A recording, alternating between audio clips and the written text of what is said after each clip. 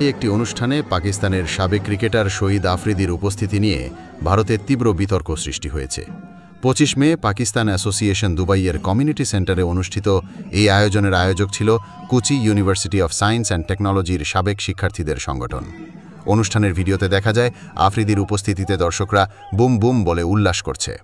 সম্প্রতি কাশ্মীরে হামলায় ২৬ জন নিহত হওয়ার প্রেক্ষাপটে ভারত পাকিস্তান সম্পর্কে উত্তেজনা বিরাজ করছে। এই অবস্থায় আফ্রিদির উপস্থিতিকে শহীদদের প্রতি অসম্মান হিসেবে দেখছেন অনেক ভারতীয়। কেরালার বিজেপি নেতা কে সুরেন্দ্রন এবং অখিল ভারতীয় বিদ্যার্থী পরিষদ আয়োজকদের বিরুদ্ধে কড়া সমালোচনা করেছেন এবং পাসপোর্ট বাতিলের দাবি জানিয়েছেন। আয়োজকরা এক বিবৃতিতে জানিয়েছেন, আফ্রিদি ও উমর গুল হঠাৎ করে অনুষ্ঠানে উপস্থিত হন, তাদের আমন্ত্রণ জানানো হয়নি। কারো অনুভূতিতে আঘাত লাগলে তারা দুঃখ প্রকাশও করেছে। এদিকে কুসাট কর্তৃপক্ষ জানিয়েছে, CUBAE তাদের অনুমোদিত কোনো সংগঠন নয় এবং এই অনুষ্ঠানের সাথে বিশ্ববিদ্যালয়ের কোনো সম্পর্ক নেই।